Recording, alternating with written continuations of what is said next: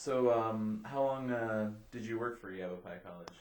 I came to Yavapai College in 1974, in August of 74, and retired effective September 1st, 2007. That's a few years. Yeah, 33 years. Fantastic. Did you teach anywhere before Yavapai College, or was it? Prior to coming here, I taught junior high in the southwest side of Salt Lake City. I taught there for one semester, and it was enough of an incentive for me to pursue a master's, and I decided to go and college level. That's good. Junior high teaching, I think, is probably one of the more difficult ages, I think. Well, it was an enjoyable experience, actually. I taught in two junior highs, one in the morning and one in the afternoon, and the morning was great. The afternoon, the kids were running the place, and it really got bad, so I just decided that, no, I don't want to do this as a career. Good choice, I would think. What originally got you interested in teaching?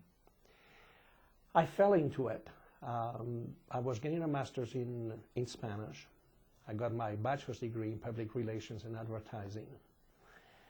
And later on, I pursued my master's in Spanish. And I had interviewed for jobs in the business world. I had a final interview scheduled with what used to be May Company, and I had interviewed with them, and they were going to hire me in their as an assistant buyer in their program. In as much as I know French, Spanish fluently, I know some Portuguese. For them, they felt that I had the whole Western Hemisphere, beginning with Canada, going down to the south of South America. However, when it came to the final interview, I called them to inquire about what would be my working conditions. I knew that during the training I would have to work a couple of Sundays a month. I would have to be 10 days away from my family. But I wanted to know whether this would be the case once I completed the training. And when I called them to inquire about that, they told me that indeed this would be the case, that more than likely I would be on the road about 2 to 3 weeks a month, which would also require that I also work a couple of Sundays a month. And I don't believe on working on Sundays. And when I saw that, when I heard that, I made the decision that I was not going to pursue it. I told them that I would not be coming for the final interview. In a week I was going down to San Francisco for the final interview. And I told them, I will not be coming. And the woman, and again, she became very upset. She says, you realize that we are taking a gamble in hiring you. We normally hire people with MBAs, and you only have an associate's in accounting, and we're taking a gambling, and you're turning this down. And I says, yes, I am. And the conversation became somewhat unpleasant to the point of that I was throwing away my life, that I would be able to have all the furniture and all the products that May sells at cost. And that did not dissuade me. And I did not have another job. It was in '74, the market was very tight for job prospects. But I felt that I didn't want to go against my principles. And within 3 weeks later, as I was taking my oral exams for my master's, my wife, unbeknownst to me, was waiting outside the Spanish department, and she started thumbing through the employment bulletin. And she became aware of a teaching position available at Yavapai College. Closing date was the previous Monday, and this was Friday. So I called the following Monday to tell them that I wasn't interested in the position, even though the closing date was the previous Monday. And they asked me how soon could I come down to interview, and I said I could be there tomorrow, I believe. I'll have to get a flight. And I came down on Tuesday, and they called me on Thursday. Wow. And we've been here since then. I have never had to work a Sunday. During the 33 years at Yavapai College, I had 3 offers to go somewhere else. And every time I look at what my working conditions would be and what it is that I would be trading for more money, every single time I decided to stay here. And I'm glad I did. Because it has been a successful career. I'm sure a lot of people are glad that you stayed. Yeah, and I'm sure there are some people are glad that I'm gone. But we raised our 4 kids in this community, 2 of which graduated from Yavapai College, and they work in the community. They had gone for a bachelor's degree and master's, but they are contributing to the community, and my wife teaches in the community. So, what does your wife teach? She teaches 3rd grade. She teaches at Washington Traditional School. She is finishing her 18th year. Oh. I think 3rd grade is a much better age than junior high. I don't know. You will have to ask her. This year she has a group of kids. 8th graders normally are 9 years old, and this year, out of a class of 27, she has 23 who are 8 years old. At the maturity level, and I help her in the classroom 2 or 3 times a week, correcting papers, entering grades for her, and I keep my mouth shut while I'm in the classroom, believe it or not, and I observe, and I greatly admire the patience that she has, and I truly respect public school teachers because they have kids quite often for 8 hours a day, and so. But anyway, have you participated in any or did you participate in any Yavapai College clubs or extracurricular? When I came to Yavapai College, I was under I interviewed for a position to teach Spanish, and they mentioned that I might be teaching a French class, and I said that's fine. I was born in Spain, the island of Mallorca, of the peninsula in the Mediterranean. And later on, my mother, my sister, and I, my mother was French, we moved to France. And my dad went on his way to South America. They got divorced. So I grew up, speaking both French and Spanish. So when I interviewed for the job, I thought I was going to be teaching only Spanish and maybe one occasional French class. However, upon arriving to Yavapai College, I found out that my assignment was to build a French program. And when you're on probation, you are cognizant that you have 3 years to do something, and if they don't like your performance, or you don't like the place, for that matter, you leave.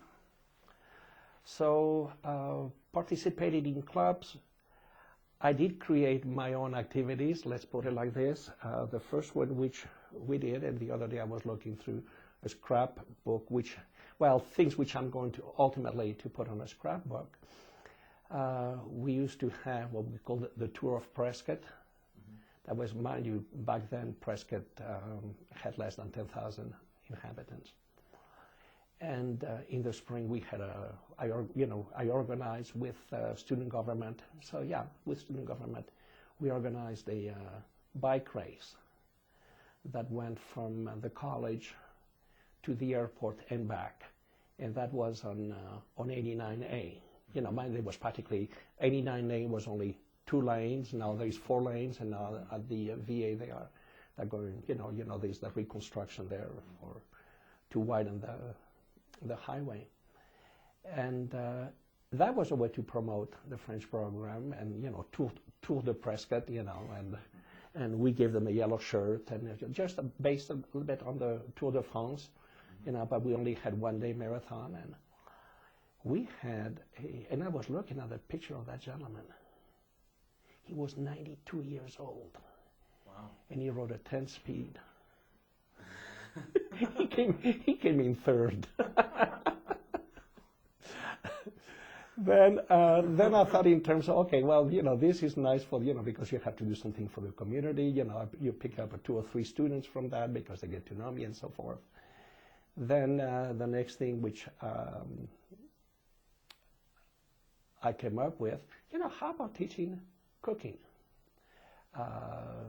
My mother taught me how to cook, and I put myself through college. I mean, I think in 5 years of college, I must have cleaned our apartment 3 or 4 times because I had to deal with my roommates. I would do the cooking. They kept the apartment clean. If the apartment was not clean, there was no dinner. So my roommates would give me, back then, on $25 a piece, and we would get enough groceries, and there were 4 of us, to last us for 2 weeks. No, for a month, actually, with $100. Wow. Yeah, a loaf of bread was 15 cents, and all that. So, I had done quite a bit of cooking for my roommates, and I would do some French dishes, quiche Lorraine, onion soup, and that kind of stuff. So the thought occurred to me, why don't you just do that at the college? So generated the curriculum for that. My mother would send me, she was subscribing to a magazine where every week they printed several recipes for everyday French cooking. So she would send them to me, and we started offering the class, and then once a year, and then it became twice a year. We were using the kitchen of the Lutheran church in Prescott, and I had to go to Fry's, buy the groceries and all that. And the way I ran the class was, it was not a demonstration, but rather I would divide them into teams. We would talk about the recipe, and then they had to do it themselves. So I always tell them, we'll be eating our own mistakes. Initially, the class was 2 hours, and then we expanded to 3 hours, and it was 3 hours a week. And one semester, there was a screw-up with the registration. I don't even know how it happened. They forgot to cap the class at 16. And we wound up with close to 50. So that semester I wound up teaching 3 classes, and it was crazy. And then at the end of the semester, we would have a giant buffet. Every week we did different things. So 1 week we were learning about different types of salads, soups, breads, pastries, dishes with pork, another week dishes with chicken, another vegetarian dishes, one with beef, and so forth. So they compiled. At the end of the semester, they had about a 3-inch binder worth of recipes, and then at the end of the semester, we had a buffet. Actually, well, it was more than a buffet. It was a complete meal with an array of salads and 2 or 3 soups, different types of bread, and so forth, pastries and all that, and quiche Lorraine, and an official graduation at the end where they got a very nice certificate recognizing them from graduating from the French cooking school at Yavapai College. I crowned myself as the high chef, you know, the chef en commande. I had a student, you know, who she had beautiful penmanship and with calligraphy, and she did a beautiful certificate. As a matter of fact, a couple of months ago, I was at the bank, and there was a lady in front of me, and no, behind me, and she tapped me on the shoulder, and she says, "Do you remember me?" And I says, "Well, your face is familiar. I don't remember your name." She says, "I was in your French class." And she said that she still has her certificate in a nice frame in her kitchen and all that. And we had, actually, I don't know if you knew that, well, Steve McQueen, I don't know if you have ever heard of him, you know. Oh, yeah. Steve McQueen apparently had a home in Prescott. Well, he did a movie here. Yeah, off Park Avenue. And Mrs. Alice Coffey and her husband, they owned that home.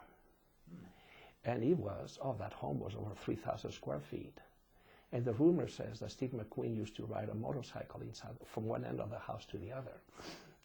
So, I wouldn't doubt that. So I can say that, you know, I have been inside the home of, which at one time belonged to Steve McQueen.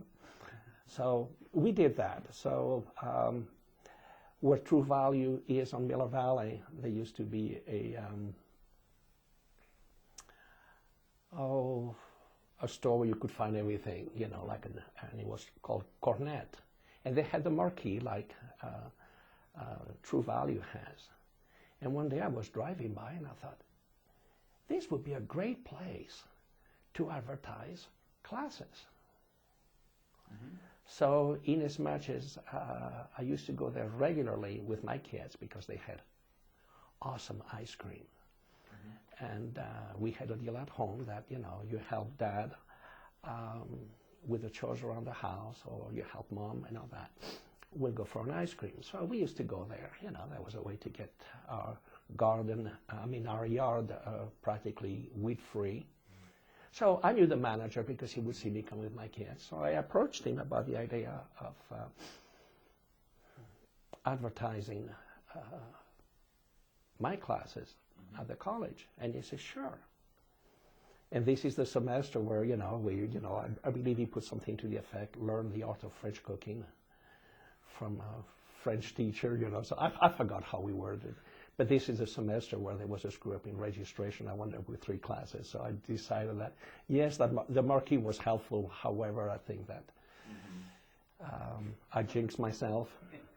So that was one activity. Another activity that I created, and this was a way to get the community aware that there was a 4-language program at Yavapai College because there were practically no classes here. Mm-hmm. In the meantime, the other person that I was working with, she quit, so I found myself alone.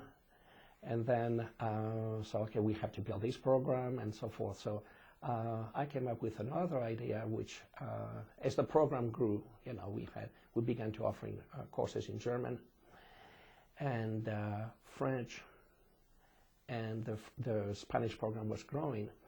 Came up with the idea of having an activity called Around the World in 60 Minutes, which again we organized with student government. Mm-hmm. Which was a simulation trip to the world, including you had a passport that you had to stamp when you went in. You had to go through customs. And then there were different countries that you could visit, and the students were in charge of those countries. You know, I got posters from the French embassy. I got posters from many Spanish-speaking countries. We did not include Mexico on purpose because we knew that everybody knew that Mexico existed. Mm-hmm. So I put that as a disclaimer. You will not be going to Mexico, but we had Spain, we had Chile, Argentina, Bolivia, whatever, and Germany. And then we had some slides back in the days where you could use some slides, and we had and we used the student center at that time, which the cafeteria, which they closed down for the evening. This was an activity which took place on a Friday evening. And students also made food from Germany, from France, from the Spanish-speaking world. I gave them all kinds of recipes, and it was more, they were not tacos or burritos or, no, it was just the others, And we sold the food. I also got some candy and chocolate and cookies from an outfit called the Foreign Language Candy Company, and I think we bought about $200 worth of stuff like that.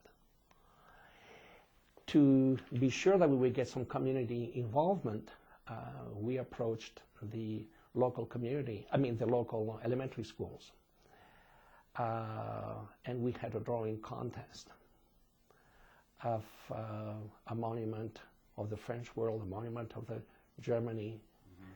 And we had all the kids bring in their artwork, and that was a way, okay, if I'm going to do this, then the parents are going to come with them, the grandparents are going to come with them, and this is going to bring a crowd. We did this 3 years. And the first time we had about 150 people who came in. The second year we had pretty close to 300. Wow. And it was a thing, it was an activity where it was from 7 to 9 and just come. There was an outdoor market in the middle, and around the room we had the posters with the countries, and every single country you had to go through customs. Then we had a U.S. embassy and campus police. We hired campus police, and every so often, I forgot to mention that to buy things from the German market or from the French market or the Spanish-speaking market, they had to exchange money. So we had printed money in different color paper, so we knew that, for instance, yellow was France, pink was Germany, and that was a way to keep the currency. And they had to, when they went to the market, we had a piece of paper in 3 languages where it said, I would like this, thank you. And that's all they had to practice. Je voudrais, which I would want, quisiera, and I don't even know how you say it in German. And then merci, gracias, and danke. That was just a way for people to practice with the language and have fun. Well, every so often we had campus police arrest one of the travelers because as they went through customs, there was something wrong with the passport. And then the person arrested was taken to the U.S. embassy. And we had a siren that every 20 minutes, something like that went on, and then everybody knew someone is being arrested, and it was at random, So then you were arrested, and you had to go to the U.S. embassy. You had to meet with the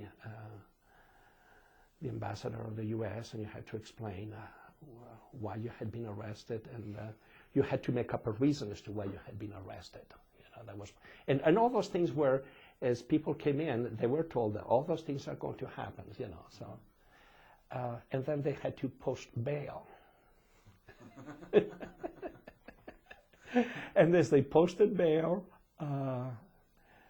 it was in $1 bills. That money was going towards student government. Okay. You see, so we share the proceeds of everything that we sold. It went to the Foreign Language Club, which that's what we had to call it. But basically, that money then we would market as a scholarship for students who wanted to take. They had to take at least 2 classes of 4 languages at Yavapai College, and once they had proven that they had completed those, then they were getting some money back. So another way to promote. So but the 3rd year, that night it was snowing. The cafeteria at that time was where the top of building 1, where there's the test, where there is the tutoring and all that. Okay, around that there used to be a bookstore, the cafeteria. Okay, to give you an idea. We had people lined up, and it was snowing, from outside the doors, the same glass doors that we have after you go up the steps. waiting there until the curb where the gym is. Wow. And that night we ran out of food. We had about 340. Wow. So the next thing, and of course I invited the administration, and it was a way to get also the administration to, because administrators quite often they are in their own bubble world, and they don't, sometimes some of them don't even care about what's going on in the classroom. And I just wanted them to know that we were alive and doing some things. And then we had entertainment also, I forgot to mention. Some students were in charge of singing, dancing. We had a mime.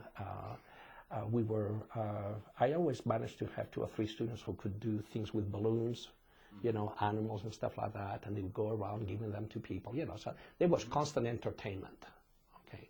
And then there were different slideshows, and we had the chairs in the shape of a boat ride on the Seine River with slides from France, and that kind of a thing. And students were in charge. We had posters of Chile, as I said, and then they gave them a 3-minute spiel on Chile, and then you went to the next poster, Argentina. So you were in the Spanish-speaking world. You were going from one country to another. So well, as a direct result of having over 325 people, the administration suggested, why don't you organize it next year at the gym? And that's when, we looked into it with student government, and we could put dividers, we could do all kinds of things. And then that's when I began to develop some ulcers, because, figuratively speaking. And I thought, it's a success because we have a crowd in a fairly limited room. The gym, if I put the same 300 people in there at the gym, the activity is going to come across as being a flop because there is not enough room. So just decided that, we have done this for 3 years and that's enough. It was at that time that we had for about 2 or 3 years, we had a succession of Middle Eastern students who came from Kuwait, Saudi Arabia, Bahrain, and all that. So we decided, with student government again, we decided that, why don't we have an Arabian night? Fun. And we had, and those guys made the food. They provided entertainment.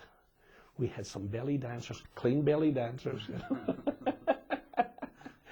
And some students who presented speeches about their country and all that. And I couldn't believe how much stuff that those guys came up with. And we did that 2 years, 2 years in a row. And that attracted over 200 people every single time.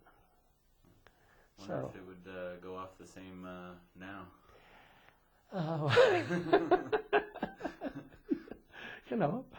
I don't know, and since then, when Jamie Bennett was here, she taught geography and she was in charge of the international program. A couple of times she approached me about, hey, Serge, why don't we do an international night? And 1 year I helped her with it, but then we were talking about around the world in 60 minutes. That's what we call that activity, and I thought, no, that's... You do those things initially because you need to make yourself known, established in the community, and so forth. The 4-language program, by the time I left, we had more people than we had teachers for it. I thought, why add on this to my life? And so that's, in a nutshell, experiences with student activities, as you were asking me.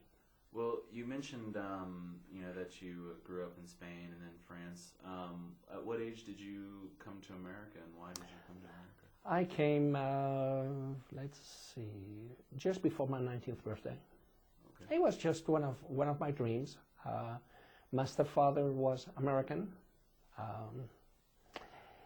He was in business. He was a businessman. And he taught at UCLA in the MBA program. He also taught at Columbia University. And there was always a dream of mine to come to the U.S. So upon finishing school in France, and I studied accounting for 2 years, and then I just decided that, you know what, let's do something else. So I just came and went to school here. And great. Now I joke about it, and I say I was seeking for democracy and freedom. And I had a poster of the Statue of Liberty in my room. No, I'm just kidding. No, but it was, Well, the Statue of Liberty is French. Correct. Yeah. Yeah, there is one in Paris, incidentally. Is there? Yeah, it's a mini one. Oh, I didn't even know that. The very same way that there is a mini Eiffel Tower in Japan, in Kyoto. Mm-hmm. Not Tokyo, Kyoto. Yeah, but there's dyslexia. a Paris, Illinois. Correct. That also has a small Eiffel Tower. And the, what do you call that, the thing that we have in New York, in Washington, the obelisk, Washington Monument? The Washington Monument. It's, it's somewhat, it's similar to the obelisk which we have in France. And there is also one in Buenos Aires, in Argentina. Both Washington, D.C. and Buenos Aires were patterned after Paris, from the obelisk in Paris and the Arc of Triumph. And, you have the Washington Monument and the Capitol, something like that in Washington, D.C. And, so, but anyway. The U.S. and France were pretty tight back then.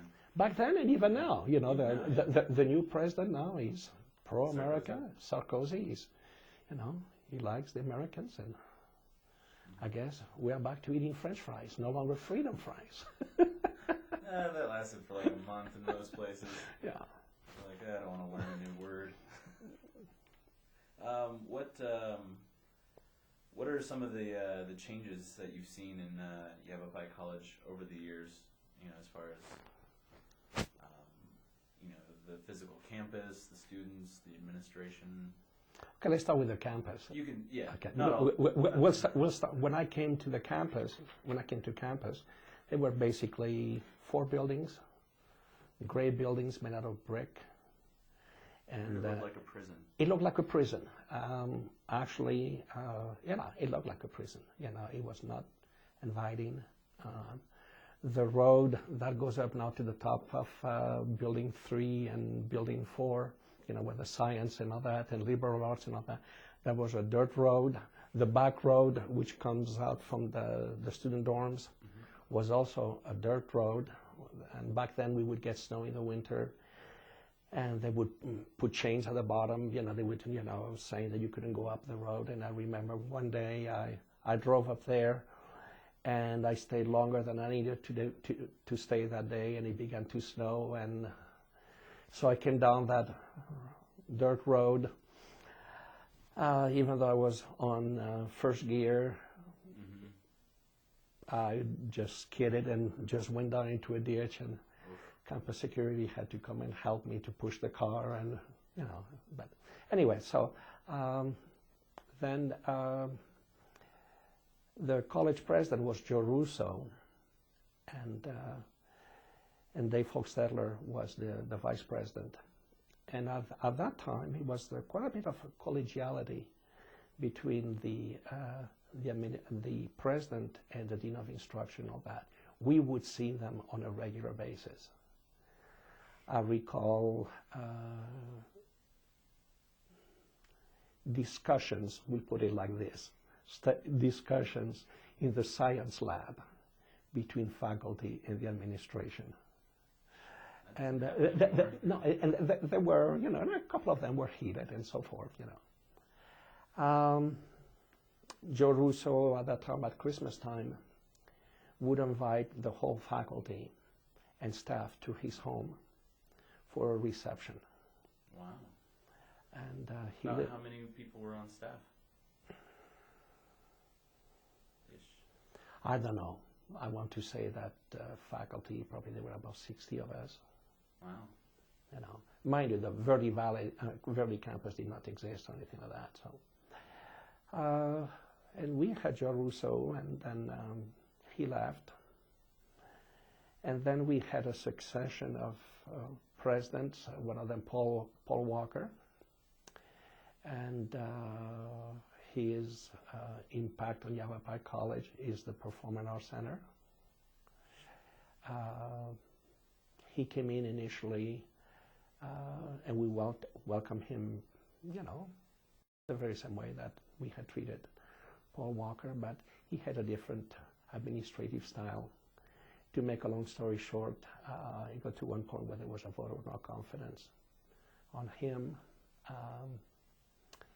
He threatened all of us, unless we rescinded our vote, to fire us. He reminded us that the state of Arizona is a right-to-work state, so they can fire you without giving you any reason. When this became known to the community, there were several meetings being held off campus.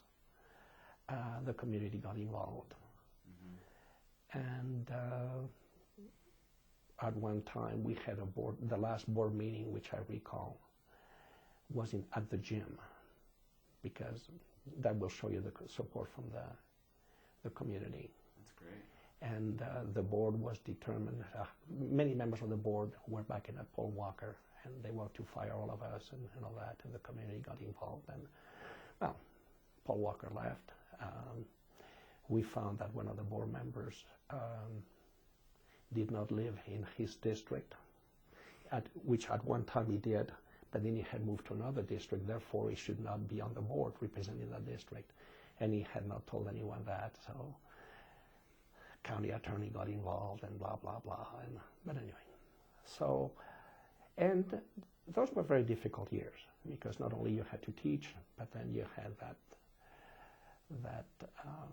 hanging over your head. I chose at that time to get involved with Faculty Senate, because someone had to take the shots, you know. And I enjoyed the participation on that. Then we had another college president, Doreen Daly, who came in on board, reassuring us that that which we had experienced in the days of Paul Walker were part of that was the past. We would never experience that. She would have an open door policy and all that. This was true for a while, and little by little, things were actually became worse than they were under Paul Walker. However, the truth must be said, and that it came a point where, because of all those things that I had been doing, me, myself, and I used to compete with each other at all times, you know, always trying to outdo each other. That fall semester, I barely finished it, because I started having anxiety attacks. I was afraid to come out of my office, and I didn't know what was going on. And during the month of, during Christmas, I finally decided, okay, there's something wrong here, and, you know, you need to get some help. Which I'm sure some people says, well, you have always needed help. And anyway, to find out that it was just a major case of job burnout. And my doctor told me, he says, you should take a semester off. You know, he says, you know, it has reached that point. So I made an appointment with Dr. Daly. And I told her that I needed to have a semester off for medical reasons. I was scheduled to go on sabbatical that semester, you know, and I had prepared a long project to complete. I knew I couldn't do it. There was no way I could do it because of the state of my mental condition. And I told her, and I said, I even brought a letter telling her, you know, I need to have a semester off.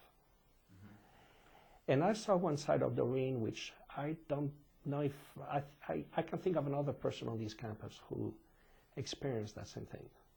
She reached over, she grabbed my hand in a very gentle manner, and she says, you are more important than the job. You take care of you. You are still on the payroll. You do what you can do on your sabbatical project.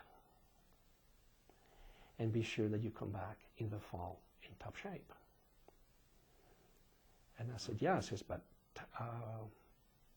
I don't feel it's right that I'm getting paid for, for not doing my job. And she says, well, you have worked in the past, the extra work that you have done in the past and so forth will match that which you are not going to do during the spring. And I did finish about pretty close to 3/4 of my sabbatical project. And that's one thing that as I saw how things unraveled with Doreen and how the problems that were created and so forth, on several occasions, I asked myself, what happened there? I saw that human component on the part of the president, which now does not exist when it comes to the interaction with the faculty and staff. And she had to leave because one administrator after another resigned. Faculty voted no confidence in her and all that. And what do we have from her? We have all those buildings that we have on this campus, and the maze at the parking lot.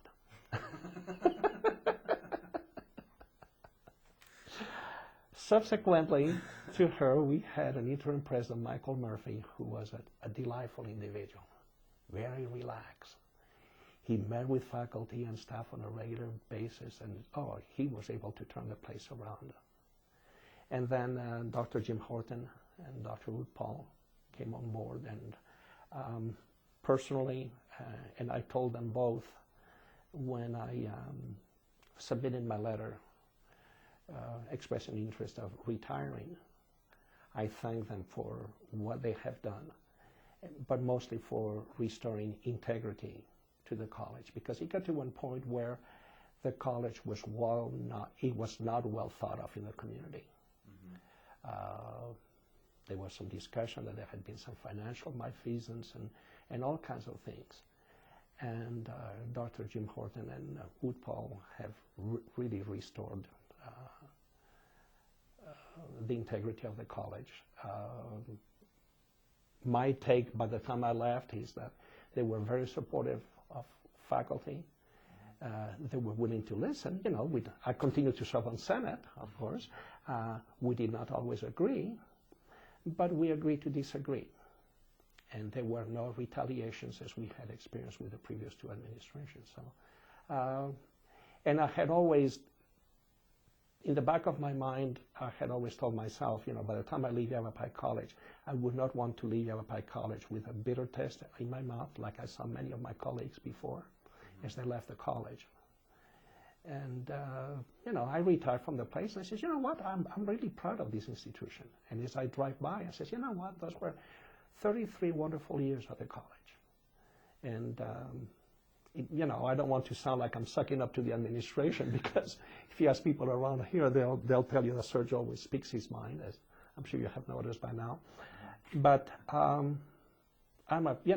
personally, I am glad that we have the administration we have right now, because good things are happening at the college. And administrations always get a bad rap. Well, they always get bad rap, and some of them bring it upon themselves. Okay, let's be truthful.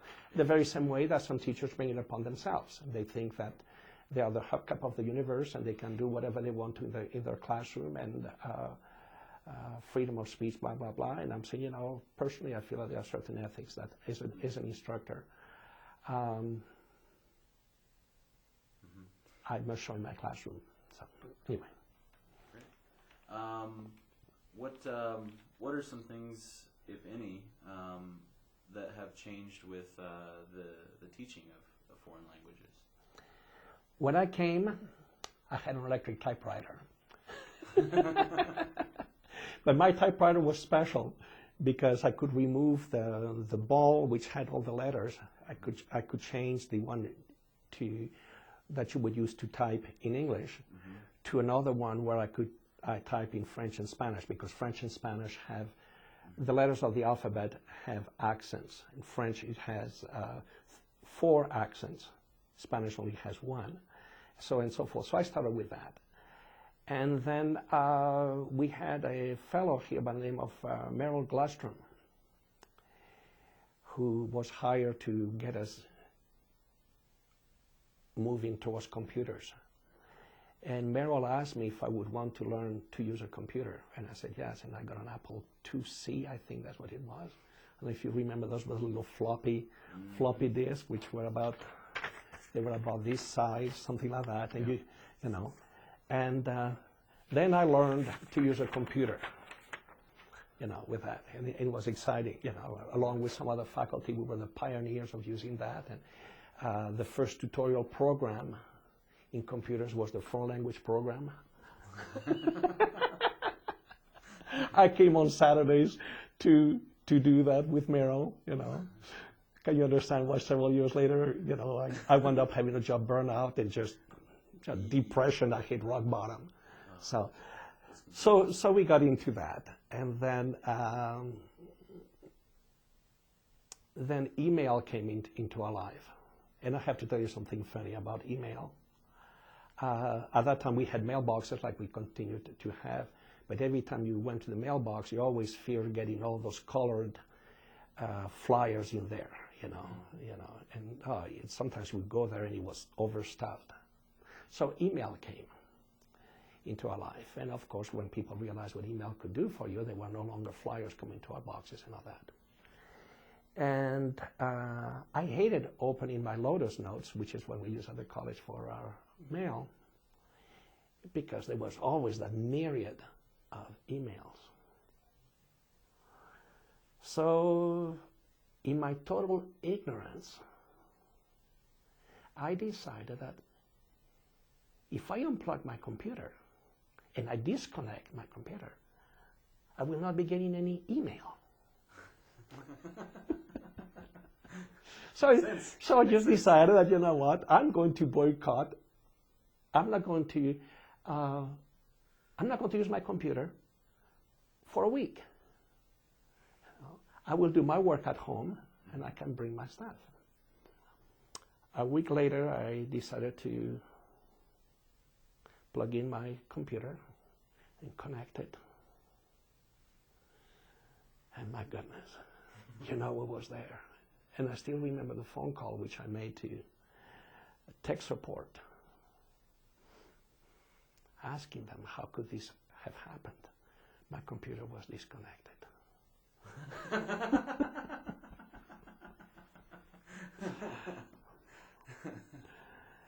And then I had the evil thought, I wish I knew where yahoo.com lives or hotmail.com lives. And then I'll pay teenagers to go and TP their building to find out that it's in cyberspace.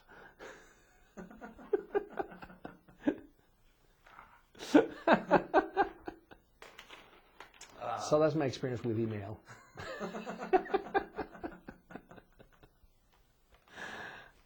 Yeah, sounds Well, yeah, hey. Now, if you don't want emails from somebody, you just spam them. Correct. You'll never get one from you again. Correct. I hate your announcements. Spam. Yeah. What are some of your accomplishments that you're most proud of? Outside teaching in the classroom, well, the main accomplishment is my success in the classroom. I know that I'm a tough teacher. Mm-hmm. I know I am. My students also know that I will help them succeed. Mm-hmm. Okay? As I always tell them, the first day of class, all of you have an A. This is what you need to do to keep it. Okay? I don't grade on a curve. I have been known to see a student come into the classroom and walk to the student and say, let's talk for a minute. And I said, what's going on today? And I says, why don't you just come back and take the test later? You know? Yep, I'm tough. I don't drop students after November 1st and April 1st. That I don't. Have I done it? Yes. Just in very special circumstances. Yet I feel that I'm human. So, you know, as I tell students the first day of class, you know, you're either going to like me or violently despise me. Because this classroom does not have any corners where you can go hide, you know. I always tell them, I say, you know, this is a happy family, like, you know. I put my chairs in a circle, something like that. And I said, you know, the circle of love, that's what I tell them. No, we don't sing Kumbaya or anything like that, but I feel that I have been successful in the classroom. Many students, I can think of one who came one year, he was in his late 20s, and I can still see him sitting in the back of the classroom, not wanting to participate. He came for 3 days. Back then the classes would meet 4 days a week. He didn't show up on the 4th day. He didn't show up the following Monday. He didn't show up the following Tuesday. And I knew why. So I sought his schedule. And on Tuesday, I went and waited for him to come out to one of his classes.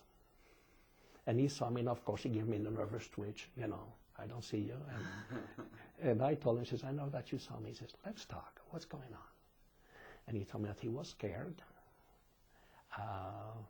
He thought in my class he could just be a number, but he realized he would have to participate. He went on to tell me that he had dropped out of school when he was in 7th grade to go to work with his dad, roofing in Texas. And then he was 27, he decided he didn't want to be a roofer. He wanted to become an architect. And he had chosen Yavapai College because it was a new place where no one knew him and all that. And he was really scared. And he felt that I was coming a little bit too strong. And I said, I tell you what, let's work together. He came back to class. To make a long story short, he graduated from Yavapai College in 3 years with a 4.0. Yes, he got on my Spanish class. He took 2 semesters, actually. He went on to ASU, and he got his architect degree. That's great. So, besides that, besides the classroom involvement and the college involvement, to which I have alluded earlier, serving in Senate, I also serve in other committees, curriculum for about 3 years, and faculty affairs, you know, I served there for 3 years also. I got involved at the state level and also at the national level in foreign language organizations. I feel that it's my responsibility to keep abreast of what's going on. So I served in the Arizona Foreign Language Association for many years. Then I served on a national organization called the Southwest Conference on Language Teaching. I served on their board for 4 years. Was responsible for the evaluation of conferences and also for organizing a language conference which we held in Albuquerque, New Mexico. And it was for teachers in the Southwest, California, Nevada, Utah, Idaho, New Mexico, and Texas, and Colorado. You know, a conference that we had over 300 participants. So, Wow. So that's some of the things that. Yeah. You're so you're also an author. Tell me about some of the things you've done in publishing. Well, publishing, I haven't published any books nationwide, but some of the things which I have done, which have been used at other places, through, small printing, nothing published by McGraw-Hill or Harper and Row.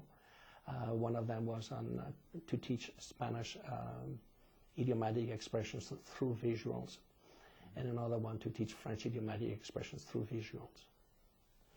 And so that's it. Maybe I should publish my French cooking.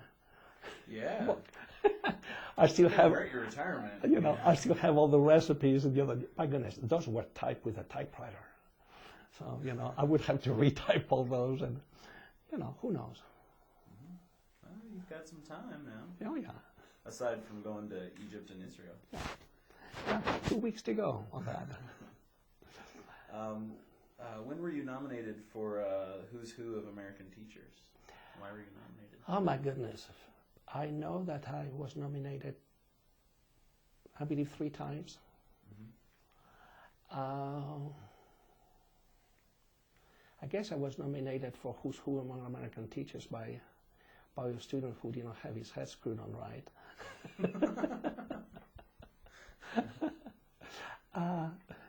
You never found out who nominated you. Really? You don't.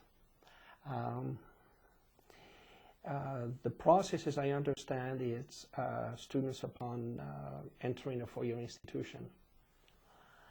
And I think they have to be in an honors program or something like that. And, they have to have some kind of a respectable GPA, whatever.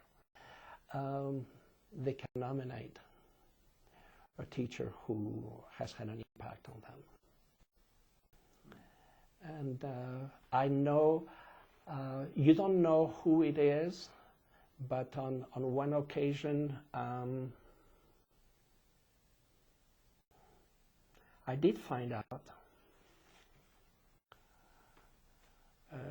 because that student was in town, and he found out that, they tell the student that, I had been nominated and so forth. And the student was in town, and I dropped by my office. He said, "Hey, I understand you were nominated for Who's Who." And I said, "Yeah." And I know that I'm not using the gender, I'm not saying he or she, Mm-hmm. That student told me, he said, I had to repeat your class. And I said, and I realized that I was a real jerk the first time around, and at the end of the semester tried everything. My other teachers are dropping me and so forth, and I'm on a Pell Grant. And the student lost the Pell Grant because the student got an F in my class. Following semester, came back to class and determined to succeed. And at the onset began where the student had left off in the fall, and I brought this to the attention of the individual, and it became a very successful experience. And subsequently, the student took other classes from me, mm-hmm. and went on to ASU. And without sounding boastful, mm-hmm. the student told me, he says, from all the teachers that I have had in my academic world, you were the only one who cared about me. You were the only one who emailed me. Not during that week. Who emailed me and told me that you cared about me. And that so it's... Sometimes that's what it takes, mm-hmm. It's not pounding it into their head, it's no. recognizing. And I have shared with them my own struggles learning English. Mm-hmm. I had my own, so I have that empathy, telling them, I said, I set myself up to come to this country with very little knowledge of English, and according to some, probably my knowledge is still limited, and that's fine. Not being able to understand everything that was going on in the classroom, finding myself in academic probation on my second semester, and, if you don't change your grades, you're out of this school. Not because I was partying, but because I was not, mm-hmm. it was above water. But I had wonderful roommates who spent time with me in the evening, going over what I read. And my roommates knew Spanish. They had been in Mexico for a couple of years. And I would read in English. I would tell them in Spanish what it is that I had read. And I says, okay, you did that. And then they would force me to write a summary of what the chapter was all about. So, and brutal. It was brutal, and, I was carrying 12 credits, and it was brutal.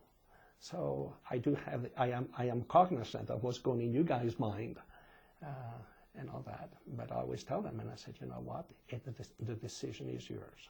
Mm-hmm. And I think English is harder to learn than Spanish. And the light of the tunnel is not quite often, it's a train coming at you on the same set of tracks you're on. And it behooves you to move, to go to an intersection where there's some tracks on the side so that the train can go by, otherwise you're going to get hit. So, but anyway. Let's see.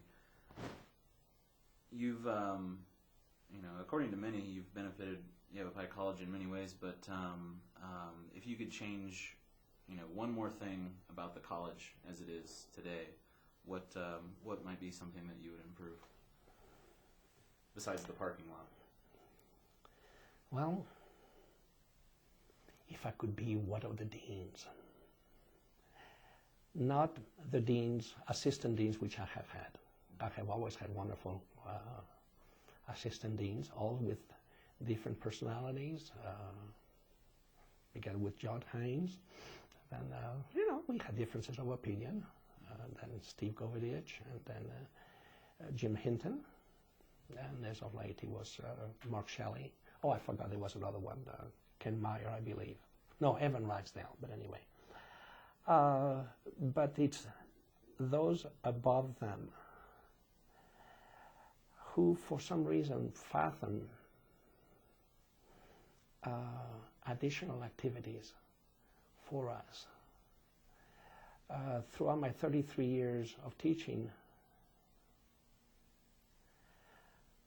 I have felt that it wasn't justified that faculty are painted with the same brush. Let me qualify that. According to some administrators, some faculty members do squat. They just do the bare minimum to teach their class. Therefore, they feel that additional extracurricular activities are imposed upon faculty.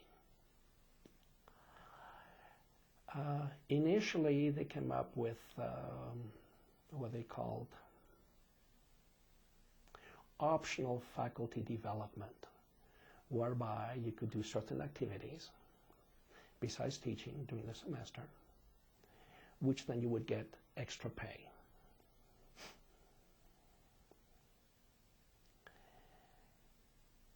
And little by little, that became a compulsory thing. And then they began to dictate. You will have to do this, you will have to do that, you will have to do this. And I recall one year when, and always those things are being brought the first day, the week before semester starts. The things that the administration has thought of during the semester to keep you busy during the academic year. And they want you to submit all that list during the first week of school or the first 2 weeks. Well, my job the first 2 weeks is to get acquainted with my students. I meet with each one of them individually to know who they are. And if I have 100 students, I spend, and again, I'm not bragging about spending over 50 hours a week, but I meet with them, okay? I want to know who they are. I want them to know I'm here to help. Yes, my syllabus, it's a scary syllabus. Okay, it's a scary. It's not 10 pages, it's 2 pages. But I set out the rules. I'm familiar with all the excuses. I'm familiar with the looking for homework in the backpack, looking for homework which does not exist in the backpack. Or looking for homework in the 3-ring binder, which is not there. I'm familiar because I know the body language. I have done it myself, okay? But anyway, but to have that year, semester after semester after semester, being inflicted with that, and granted, the last few years got better. But I remember one year when in the fall came up with that, and he says, all of us were given a sheet with all this is what you will be doing to professionally in your profession. This is what you need to do for the outcomes in the classroom. This is what you need to do in the college. It was pretty well mandated. And I remember asking, I said, wow, has Yavapai College become a gulag? And I said, this is very restrictive. There is no input for me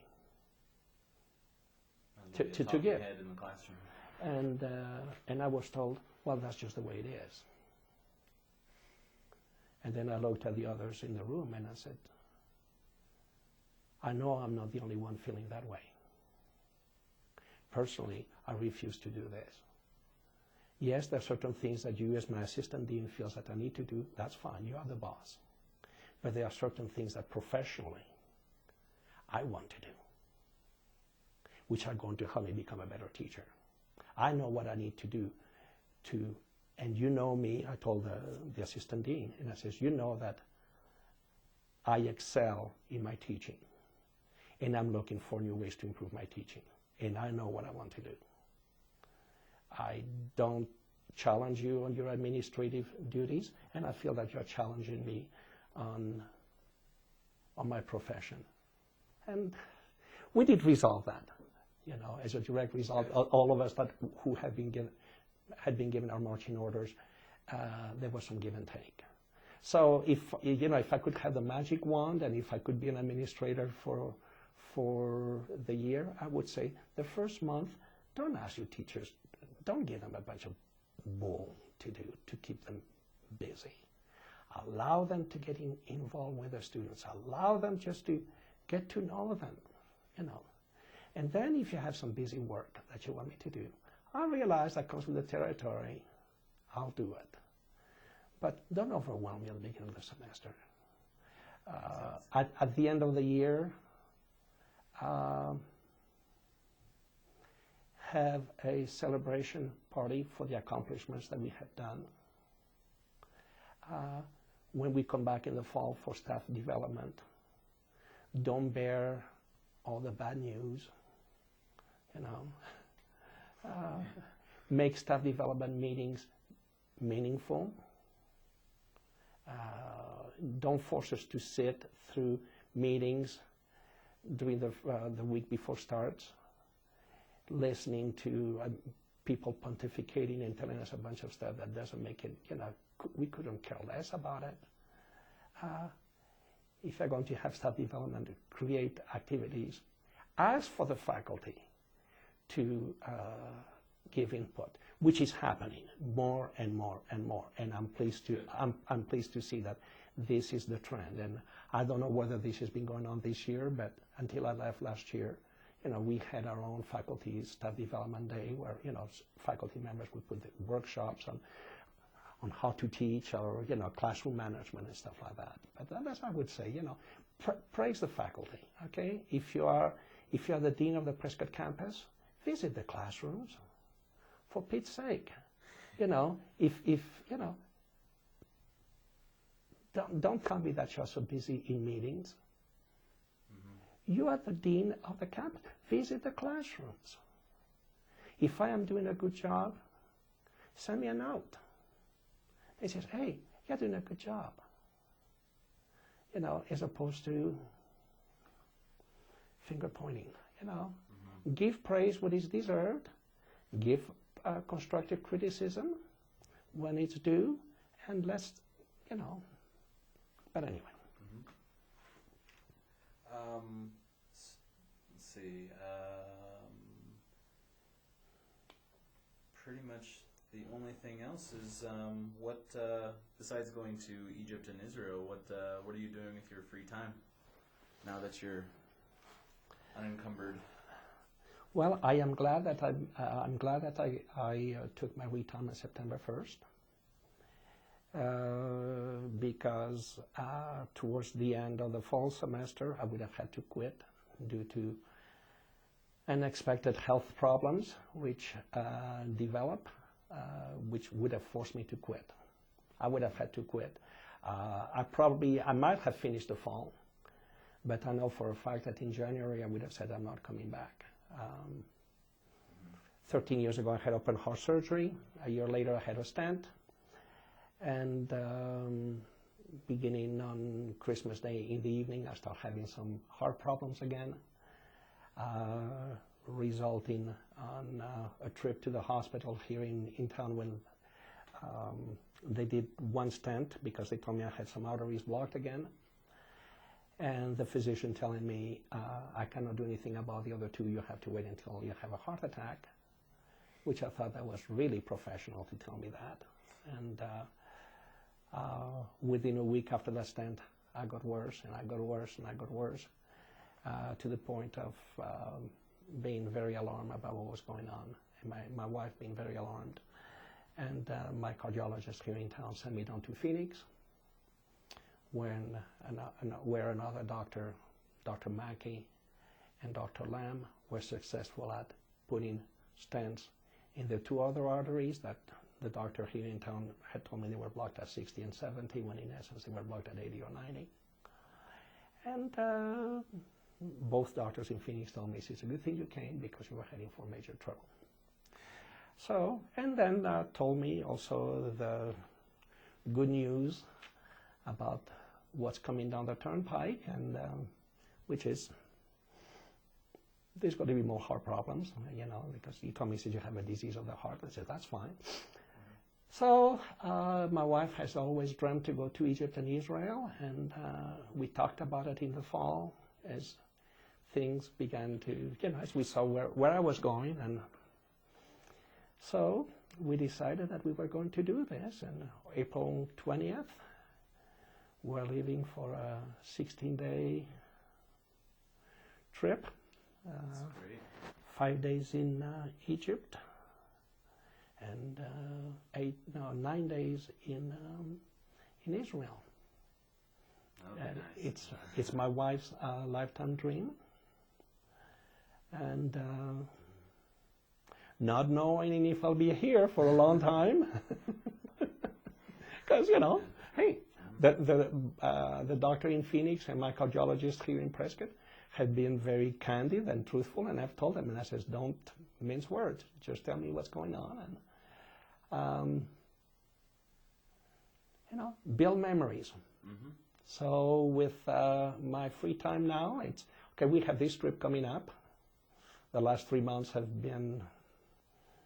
they have not been pleasant, but it's over. Prior to my mother's death, my mother died in Prescott. She made me aware that she had a metal box about this big with notebooks where she had written her life prior to her becoming blind.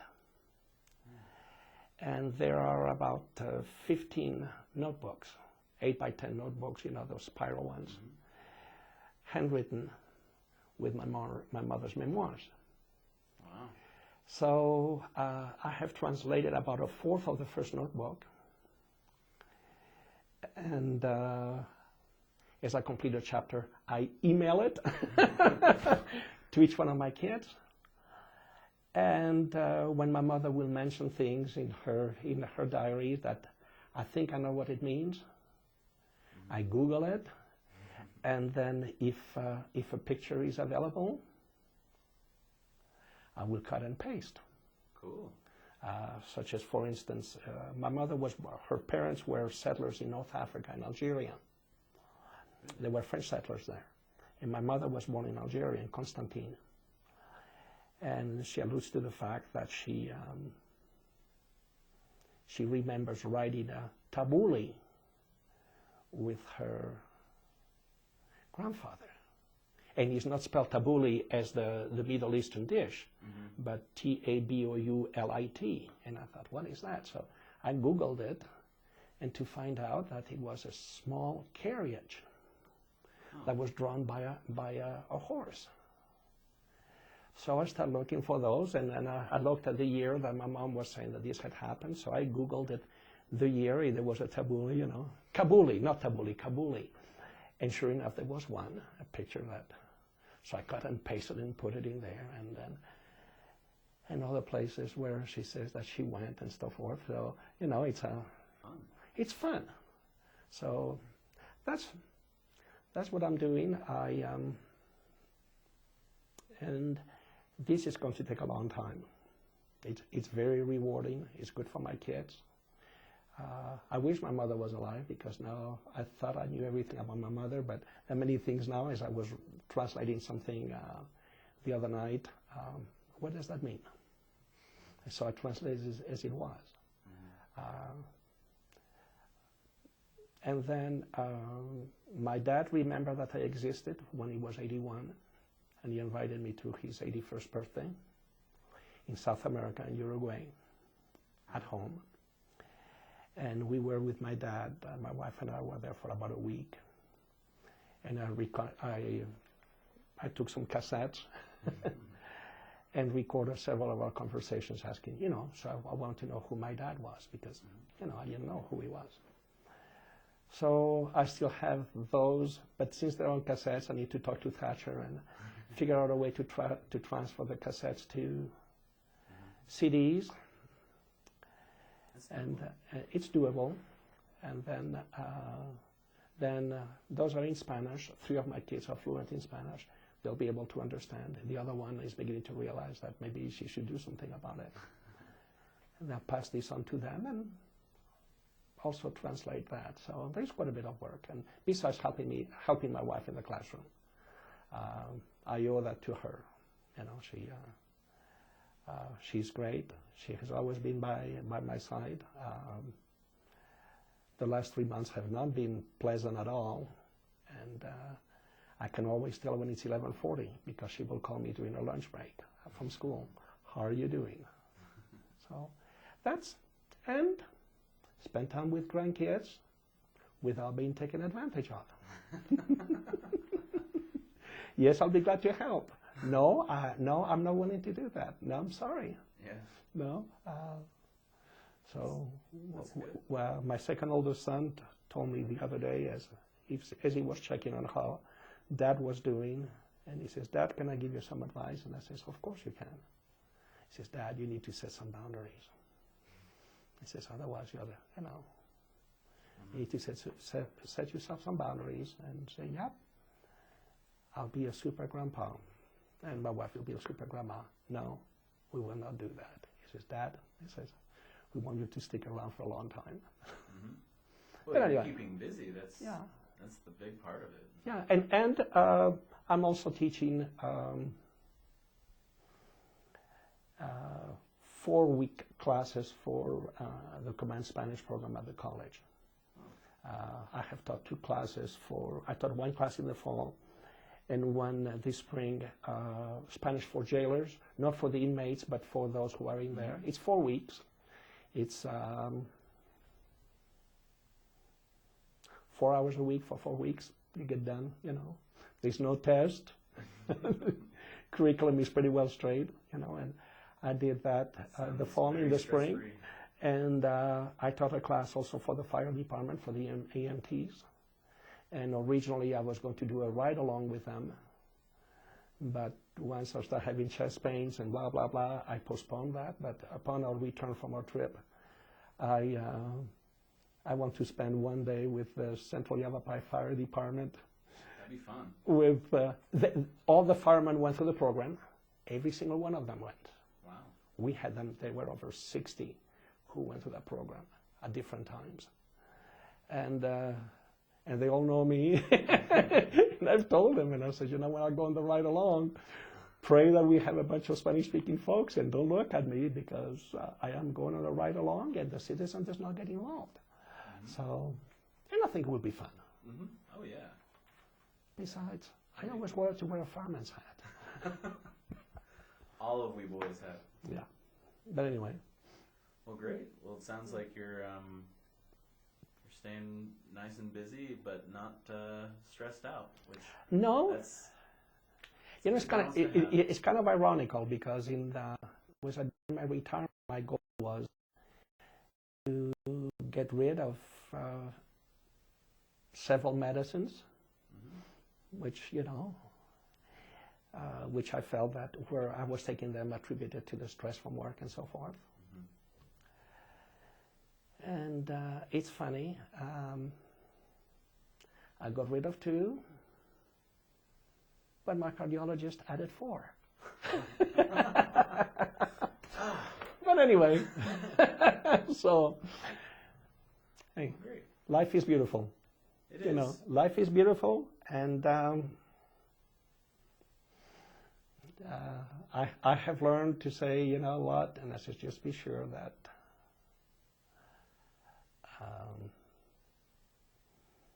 if anything were to happen, and we never know when our turn is up,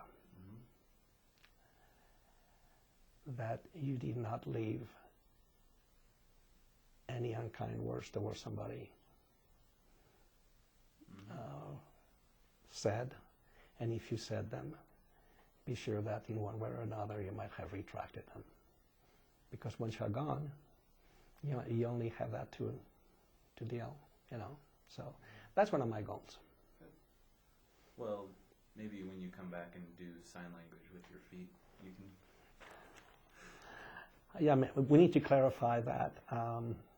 In as much as I've used 7 of my 9 lives, you know, triple bypass and 4 stents. I have 2 lives to go, and according to the cardiologist in Phoenix and Dr. Risk and the other doctor in Phoenix, it's going to happen in the near future. I've decided that I'll come back reincarnated, mute, with arthritic hands, so I won't be able to communicate with people. I won't be able to talk. I don't like to talk. And then I'll discover a way to sign with your toes, which is not being done now. And I'll come back to Yavapai College, teaching people how to sign with their toes. Wow. Well, it must be a good school if you want to spend another lifetime here. Well, I have considered exploring. Might as well just getting some practice now. Okay, thank you.